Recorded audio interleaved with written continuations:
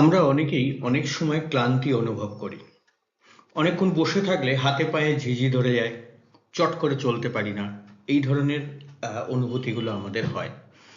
এর কারণ কিন্তু অ্যানিমিয়াও হতে পারে, ভিটামিন ডেফিসিয়েন্সি অ্যানিমিয়া।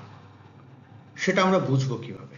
আজকে রোগ ও পরীক্ষায় হেলথ গাইড চ্যানেলে পরবর্তী ৩-৪ মিনিটে আমরা কি করে একটা সামান্য সিবিসি রিপোর্ট করে বুঝতে পারবো এবং তার জন্য কি কি প্রিকশন নিতে পারি সেটা নিয়ে আলোচনা করব। আমার সামনে এখন একটা রিয়েল লাইফ সিবিসি রিপোর্ট রয়েছে, যে রিপোর্টটায় হিমোগ্লোবিন রয়েছে 8.5, মানে পেশেন্ট অ্যানিমিক, আরবিসিও ডাউন, পেশেন্ট অ্যানিমিক, কিন্তু এমসিবি রয়েছে হাই 112, আরডিডব্লিউসিবিও রয়েছে 18%, মানে হাই। এই কন্ডিশনটা যদি সিবিসি রিপোর্টে থাকে তাহলে বুঝতে হবে পেশেন্টের অ্যানিমিয়ার কারণ হচ্ছে আইদার ভিটামিন বি12 deficiency, otherwise folic acid deficiency. সাধারণত ভিটামিন বি12 ডেফিসিয়েন্সি অ্যানিমিয়া হলে এমসিবি বেড়ে যায়, তার কারণ আরবিসি সাইজটা বেশি বড় হয়ে যায়, নর্মালের থেকে অনেকটা বেশি বড় হয়ে যায়, সেটাকে অ্যানাইসোসাইটোসিস বলা হয়।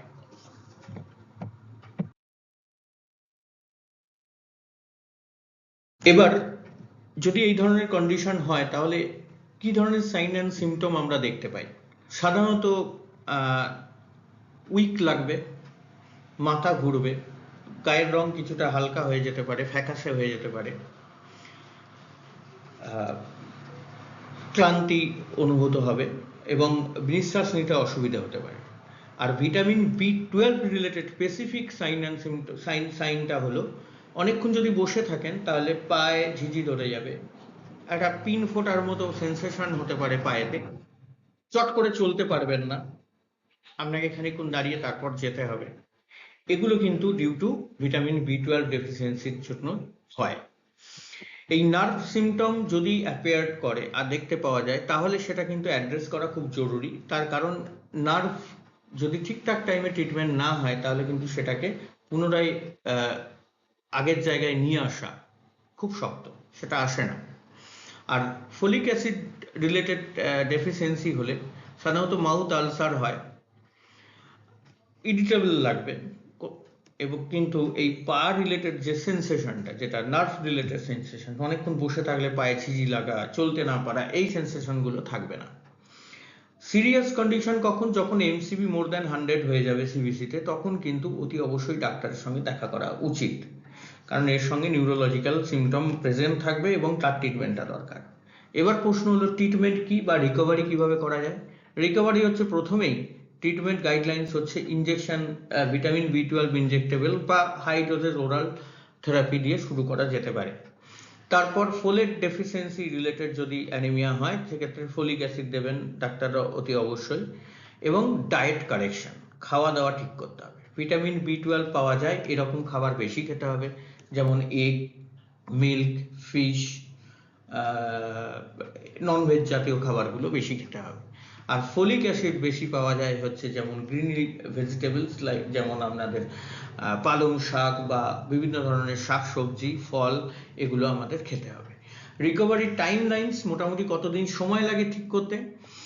3 থেকে 5 সপ্তাহ মোটামুটি সময় লাগে, 3 to 5 ডেজের মধ্যে আমরা যেটা ইনিশিয়াল দেখতে পাই রেসপন্স, সেটা হচ্ছে বোন ম্যারো রেসপন্ড করবে, হিমোগ্লোবিন প্রোডাকশন তৈরি হবে। হিমোগ্লোবিন প্রোডাকশন যখনই তৈরি হবে তখনই আপনার এনার্জি লেভেল ইমপ্রুভ করবে, যে উইক লাগছিল সেই উইক লাগাটা কমে যাবে, হিমোগ্লোবিন লেভেল তখন ব্লাডে দেখবেন বেড়ে গেছে, সিবিসি নর্মাল হতে শুরু করবে। বাট নার্ভ সিমটম, যেটা পায়েতে সেন্সেশন বা চট করে চলতে না পারা, অনেকক্ষণ বসে থাকলে, এই জিনিসগুলো কিন্তু কারেকশন হতে একটু সময় লাগে, নার্ভ রিকভারি হতে সময় লাগে, ইভেন কোয়াইট এ মান্থ। তো এই জিনিসগুলো একটু খেয়াল রাখলে হয়ে যাবে। আর যদি সিবিসিতে ফোলিক অ্যাসিড বা ভিটামিন বি12 রিলেটেড, সেটা আইডেন্টিফাই করা খুব জরুরি। সিবিসি রিপোর্ট হওয়ার পরে ফোলিক অ্যাসিড টেস্ট করতে হবে বা ভিটামিন বি12 লেভেলটাও দেখতে হবে টেস্ট করে, তারপর ট্রিটমেন্ট প্রোটোকল ফিক্স হবে। যদি দেখা যায় যে ফোলিক অ্যাসিড রিলেটেড হয়েছে তাহলে ফোলিক অ্যাসিড রিলেটেড মেডিকেশন এবং তার সঙ্গে তার রিলেটেড সাপ্লিমেন্টারি খাবার খেতে হবে।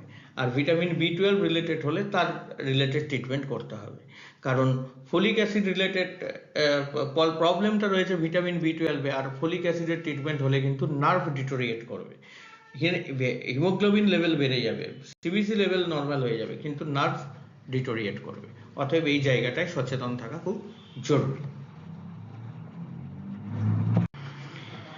স্ক্যান ও সাবস্ক্রাইব করে দিন এই ধরনের জিনিস, এই ধরনের ভিডিও জানতে স্বাস্থ্য রিলেটেড।